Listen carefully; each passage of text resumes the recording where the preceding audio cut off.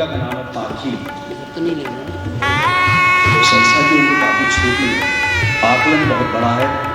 वो आज आप सब समझ रहे हैं। जिन शब्द साधकों का आज जेसी जोशी स्मृति सम्मान से सम्मानित किया जाना है, उनमें शामिल हैं श्री भालचंद्र जोशी, जिन्हें जनप्रिय सम्मान से सम्मानित किया जाएगा, श्री अच्युतानंद मिश्र, जिन्हें युवा सम्मान से सम्मानित किया जाएगा, और श्री ज्ञान रंजन, जिन्हें शिखर सम्मान से विभूषित किया जाएगा। हम मंच पर आसीन होने वाले व्यक्तित्वों को, शब्द साधकों को आमंत्रित करते हैं।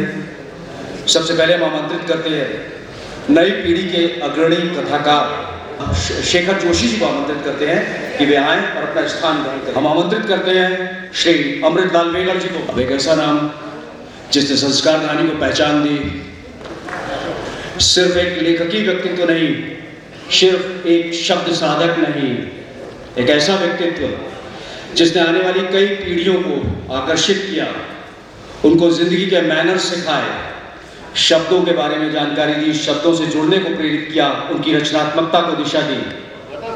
श्री ज्ञान रंजन,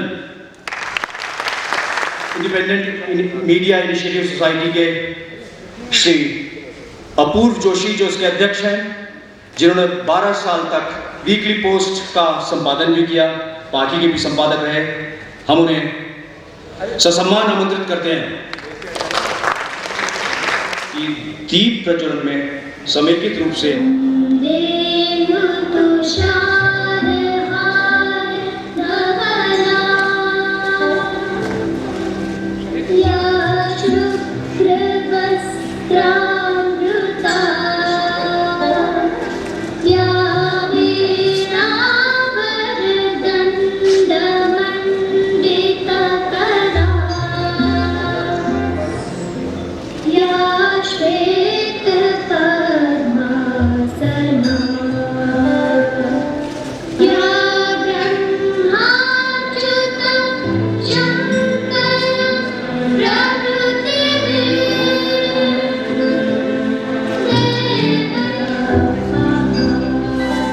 करता हूँ इंडिपेंडेंट मीडिया इनिशिएटिव सोसाइटी के अध्यक्ष अपूर्व जोशी जी को।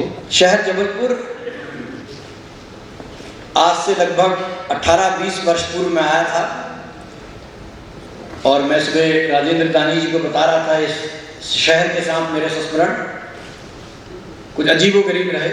यहाँ से कुछ दूर गाडरवाला नामक एक जगह है और चिचली नामक एक गांव है, जहाँ यदि मेरी सूचना सही है तो रजनीश शायद वहीं के थे। मैं वहाँ किसी अजीबोगरीब काम से आया था और फिर जैसा कि यहाँ आने वाले सब लोग भेड़ाघाट जाते हैं तो भेड़ाघाट देखा और वापस चले गया। उसके बाद इन 18 वर्षों में और कोई ताल्लुक इस शहर से नहीं। हाँ, इस शहर की एक बेटी हमारे संस्थान में कार्य करती थी, हमारे यहाँ एसोसिएट एडिटर थी, प्रीति सिंह परिहार, आज भी दिल्ली में है। प्रीति ने अपना करियर हमारे साथ शुरू किया और हमेशा कार्यालय लेकर आती थी, तो शहर की छवि भी वैसी बनी। और मैं प्रीति से हमेशा कहता था जबलपुर थोड़ा ऊँटता, थोड़ा आलस और थोड़ा सोता हुआ शहर होगा। जब आज इस कार्यक्रम के बहाने यहाँ आने का मौका मिला और थोड़ा अपने अज्ञान को मैंने दूर किया तो पता चला ये अद्भुत शहर है। यहाँ पवित्रता और ज्ञान का संगम है, यहाँ नर्मदा है, तो यहाँ पर महर्षि जाबली हैं, यहाँ पर महर्षि जाबली हैं, यहाँ पर महेश योगी हैं, रजनीश हैं, यहाँ पर हरिशंकर प्रसाई हैं, भवानी प्रसाद तिवारी हैं, सुभद्रा कुमारी चौहान हैं, जिनकी कविता मुझे आज भी कंठस्थ है। और यदि समय की सीमा नहीं होती तो आप लोगों को दोबारा जरूर सुनाता, क्योंकि बचपन में बहुत तालियां पाता था उसे सुना के। किसी हाथ हिल उठे राजवंशों ने लुटी तानी है, बूढ़े भारत में भी आई फिर से नई जवानी है, गुम हुई आजादी की कीमत सबने पहचानी है, दूर फिरंगी को करने की सबने मन में ठानी है, चमक उठी सन 57 की वह तलवार पुरानी है, बुंदेले हर बोलों के मुंह हमने सुनी कहानी, खूब लड़ी मर्दानी वह तो झांसी वाली रानी है। सुभद्रा कुमारी चौहान के परिजन आज भी शहर में रहते हैं, ऐसा जब मैं जानकारी एकत्रित कर रहा था तो मुझे पता चला। प्रेमनाथ और राजेंद्र नाथ इसी शहर से, और मध्य प्रदेश के पूर्व मुख्यमंत्री द्वारिका प्रसाद मिश्र भी इसी शहर के। और आज यहाँ पर हैं अमृतलाल बिगड़ जी, जिन्होंने नर्मदा की पदयात्रा करी, हर उस शहर में गए, हर उस तट में गए जहाँ से नर्मदा होकर बहती है। और मेरे साथी प्रेम भारद्वाज मुझे बता रहे थे कि संयुक्त परिवार की अद्भुत परंपरा, वो मेल, वो प्रेम आज यदि कहीं देखने को उनको मिला बहुत अरसे बाद, तो वो आपके घर में जहाँ 40 सदस्य परिवार सब एक साथ रहते हैं एक छत के नीचे, और एक रसोई है, जो आज हमारे यहाँ देखने को बड़ा मुश्किल से मिलता है। यहाँ पर मेरे मित्र राजेंद्र दानी हैं, और यहाँ पर है ज्ञान रंजन, वो ज्ञान रंजन जिनको यदि मैं और कईयों को शायद आपत्ति हो सकती है, angry young man of Hindi साहित्य को। हालांकि जब मैं पुस्तक को, जिसका लोकार्पण जिस अंक का हम करने जा रहे हैं उसे पढ़ रहा था, तो ज्ञान जी ने ये बात स्वीकारी है, angry young man of Hindi साहित्य, हिंदी लिटरेचर। देखिए, पहले कुछ बात और बता दूं अपने बारे में। मात्र 8 कहानी लिखी है मैंने, 12 वर्षों से एक साप्ताहिक का संपादन कर रहा हूँ, पत्रकार हूँ, खोजी पत्रकारिता की दुनिया से आता हूँ। साहित्य की उतनी ही समझ है, आज थोड़ी बहुत अधिक हो सकती है, खासकर वो लोग जो यहाँ पर मुझे पाखी का 2 वर्ष संपादक के रूप में देख रहे हैं, उनको बताना चाहूँगा, थोड़ी समझ बढ़ी होगी मगर ज़्यादा नहीं। और 8 कहानियाँ जो मैंने लिखी, वो भी पाखी के प्रकाशन शुरू करने की योजना के बाद, या पाखी शुरू करने के बाद। इसलिए मैं ज्ञान रंजन पर और उनकी कहानियों पर कोई प्रकाश डालने की धृष्टता नहीं करूँगा, और जो थोड़ा बहुत कहूँगा यदि उसमें कुछ गलती हो तो ज्ञान जी तो मुझे क्षमा करेंगे ही करेंगे, ऐसी मुझे अपेक्षा है। आप भी मेरी गलती को क्षमा कर दीजिएगा। क्षमा भी इसलिए मांग ले रहा हूँ पहले ही कि बाद में मेरे मित्र और इस पत्रिका के संपादक, जो इस पत्रिका को जीते हैं, ओढ़ते और बिछाते हैं, प्रेम भारद्वाज, वो आपत्ति करेंगे, मुझसे कहेंगे कि सामने भीड़ हो तो आपके अंदर का राजनीतिक जाग जाता है, और आप जो नहीं कहना चाहिए वो भी कहते थे। कई उदाहरण हैं ऐसे ज्ञान जी। मैं नामवर सिंह पर अंक निकल रहा था, तो मैं नामवर जी का साक्षात्कार लेना चाहता था। अब साक्षात्कार अपूर्व जोशी बोला, नामवर सिंह का क्या लेंगे? मैं आलोचना पर उनसे बात करने की हैसियत नहीं रखता, कहानी पर या किसी भी संदर्भ में उनसे क्या बात करूं। तो नामवर सिंह की कविताएं पढ़ी, आपने भी पढ़ी होंगी कई बार, और युवा नामवर सिंह की, वो छद्म नाम से लिखते थे, मुझे पुनीत नाम से। और यकीन जानिए, जिन्होंने नामवर सिंह को देखा है, आप सब ने नामवर सिंह जी और रोमांस की क्या कल्पना आप कर सकते हैं, मगर वो कविताएं रोमांटिक होती थी। तो मैं नामवर सिंह से पूछना चाह रहा था, इसकी प्रेरणा का स्रोत क्या था जो आप पुनीत नाम से लिखते थे। नामवर सिंह जी ने इसकी इजाज़त नहीं दी, क्योंकि उन्होंने मुझसे पूछा कि आप क्या पूछना चाहते हैं। मैंने कहा, साहब मैं साहित्य से इतर आपसे बात करना चाहता हूँ, कुछ व्यक्तिगत बातें हैं, कुछ हल्की बातें। आपका बाकी का साक्षात्कार प्रेम भारद्वाज लेंगे। तो नामवर जी ने मुझे समय दिया नहीं, और अंत में पत्रिका को प्रकाशित करने का समय आ गया। मगर जब मैंने बनारस हिंदू यूनिवर्सिटी में, जहाँ ये कार्यक्रम हुआ, नामवर जी को शिखर सम्मान दिया गया, वहाँ का माहौल देखा, वहाँ सब युवा वर्ग बैठा था, बनारस हिंदू यूनिवर्सिटी के छात्र छात्राएं बैठी थी। तो मैं अपने लोभ का संवरण नहीं कर पाया, और मैंने नामवर जी से एक प्रश्न पूछा। बाद में प्रेम जी बहुत नाराज हुए, नामवर जी तो मंच में हंसे, ना मालूम उनकी व्यवस्था थी, वो हंसना उनको पड़ा, मुझे नहीं मालूम, मगर प्रेम जी ने कहा आपने पूछना नहीं चाहिए था। ये बात मैं आज इसलिए कह रहा हूँ कि मैं जो ज्ञान जी की कहानियों पर कहना चाहता हूँ, नई कहानी से आगे बढ़ गया। ज्ञान जी ने, रविंद्र कालिया ने और दूधनाथ सिंह ने नई जमीन तैयार करी, कहानी की नई जमीन। नई कहानी जितनी मैंने पढ़ी है उस दौर की कहानियां, चाहे वो राजेंद्र यादव की हो या अन्य उनके साथ के, उनके समय के दौर के कथाकारों की हो, उनमें कहीं पर एक मध्यम वर्गीय परिवार में उन दिनों आ रहे परिवर्तन की कहानी देखने को मिलती है। उसमें देखने को मिलता है कि कैसे स्त्री आत्मनिर्भर हो रही है, और उस आत्मनिर्भर होती स्त्री के चलते जो कारण वहाँ बन रहे हैं परिवार में, मूल्यों का जो यदि हम कहें शरण हो रहा है उस दौर में, उस पर हताशा की कहानी है। मगर जो कहानियां ज्ञान जी की हमने पढ़ी, आप सबने पढ़ी होंगी, उन कहानियों में मूल्यों की शरण की हताशा की कहानियां नहीं है, बल्कि मूल्यों के प्रति विद्रोह की कहानी है, आक्रोश की कहानी है। नेमीचंद जैन जी कहा करते थे कि ज्ञान की कहानियों का संसार बड़ा डरावना है।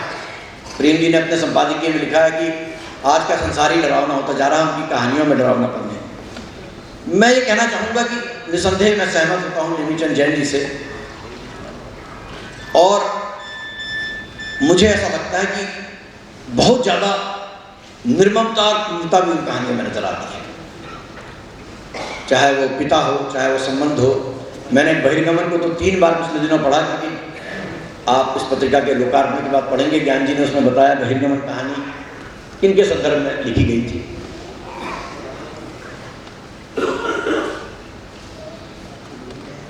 आप में से ज़्यादातर यहाँ उपस्थित जितने भी सुधीजन हैं, मनीषी हैं, वो मुझसे कहीं ज़्यादा ज्ञान जी की कहानियों को समझते हैं। जहाँ तक 1973 में जब ज्ञान जी ने पहल निकाली, पहल का सवाल है, तो निसंदेह पहल ने हमारे हिंदी समाज में नई वैचारिकता को जन्म दिया, नई बहस को शुरू की। उनके जितने अंग मैंने पहल के पढ़े, जितने उनके विशेषांक हैं, चाहे वो कश्मीर पर हो, मार्क्सवाद पर हो, वो नामवर सिंह पर तैयार किया गया विशेषांक हो, सभी पर एक महत्वपूर्ण विशेषांक निकाले और पहल ने अद्भुत पहल की। और सही बात यह है कि पहल के बाद कई पत्रिकाओं ने शुरुआत की और पहल बनने की कोशिश करी, मगर कोई भी पहल नहीं बन पाई। और मैं समझता हूं कि ज्ञान जी का यह अद्भुत योगदान हमेशा याद रखा जाएगा। और बड़ी खुशी की बात है कि पहल की पुनः शुरुआत होने जा रही है, ज्ञान जी पुनः पहल को शुरू करने जा रहे हैं। शायद इससे ज़्यादा प्रसन्नता की बात और कोई नहीं हो सकती। ज्ञान जी अपने ढंग के आदमी हैं। जितने मित्रों से इस विशेषांक को निकालने के दौरान और जितने मित्रों के संस्मरण या जितने मित्रों के विचार ज्ञान जी के बारे में इस पत्रिका में प्रकाशित हुए हैं और जिन्हें मैंने पढ़ा, उससे एक बात स्पष्ट तौर पर निकल कर आती है कि सत्ता प्रतिष्ठानों में हाजिरी बढ़ना ज्ञान जी के बस की बात कभी नहीं रही। ये एक अद्भुत बात है आज के दौर में। वे अपनी राह में चलने पर यकीन रखते हैं, और मैं बाहर खड़ा ज्ञान जी से यही कह रहा था कि शायद सर्वेश्वर दयाल सक्सेना जी ने उन्हीं को देख के, उन्हीं को सामने रख के अपनी कविता रची होगी कि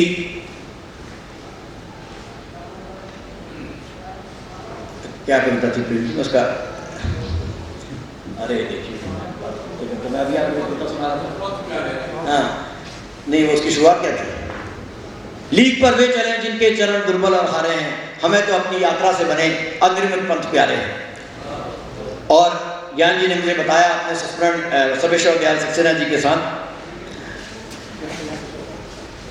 और जैसा कि मैंने जितना ज्ञान जी के बारे में इस दौर में समझने का प्रयास किया, वे अपनी कहानी के पात्रों की तरह ही वर्तमान व्यवस्था में बड़े बेचैन और आक्रोशित रहते हैं। मित्रों,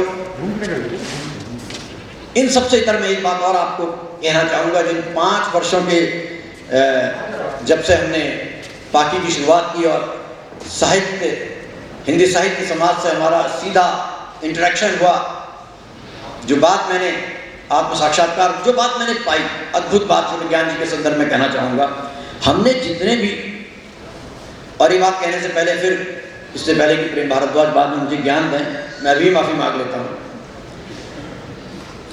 इससे पहले जितने भी हमने विशेषांक निकाले, उनमें एक बड़ी समानता रही। हमें किसी ना किसी कोने से, कहीं ना कहीं से एक सीख हमेशा मिली कि ये इस प्रकार के जब विशेषांक निकाले जाते हैं या आप किसी व्यक्ति को सम्मानित करते हैं, तो वो उसमें आलोचना नहीं होनी चाहिए, अभिनंदन ग्रंथ प्रकार के होने चाहिए। प्रेम जी के प्रिय मित्र पर हमने विशेषांक निकाला, हालांकि उस विशेषांक का इनकी मित्रता से लेना देना नहीं था।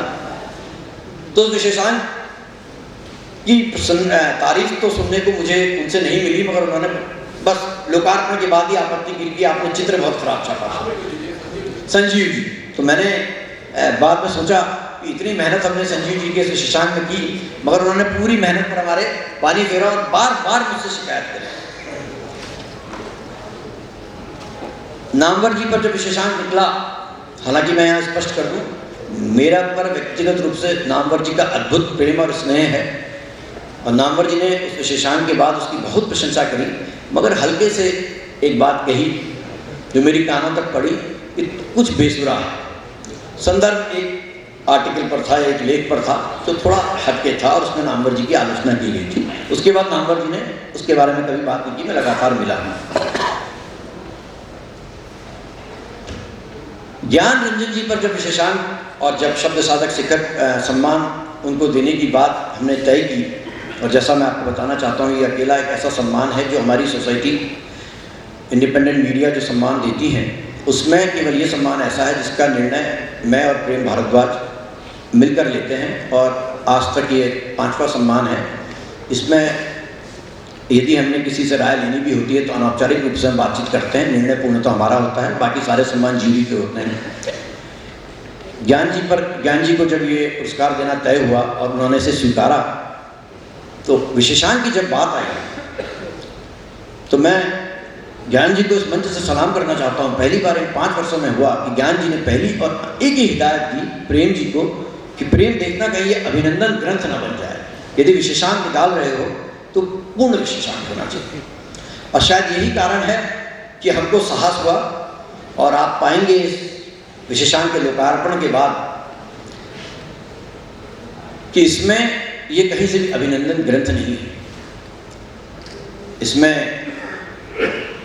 कई लेख ऐसे हैं या कई साक्षात्कार ऐसे हैं जिसमें ज्ञान जी की आलोचना भी की गई है।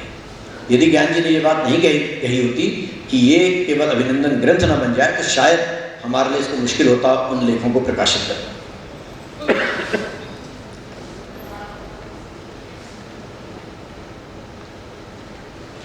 दूसरी बात जो शायद आप में से कुछों को पता होगी और कुछों को नहीं, आज यहाँ पर इसी के साथ जनप्रिय शब्द साधक जनप्रिय सम्मान से हम भालचंद जोशी को सम्मानित करने जा रहे हैं।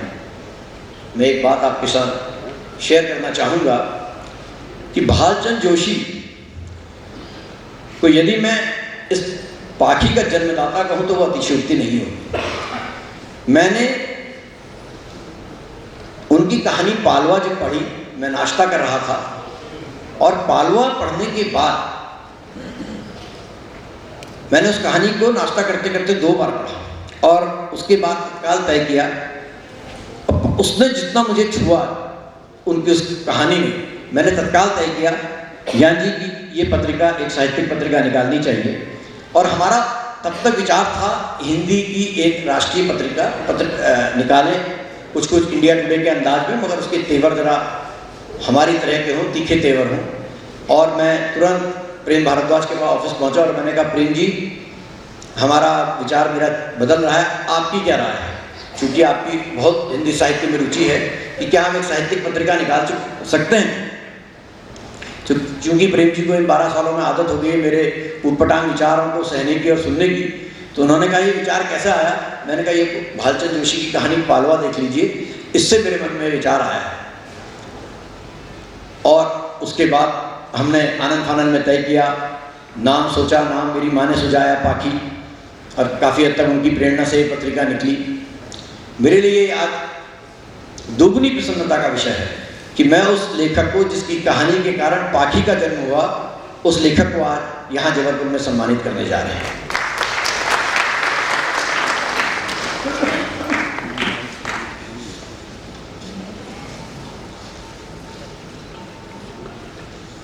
मैं अपने संबोधन को समाप्त करने से पूर्व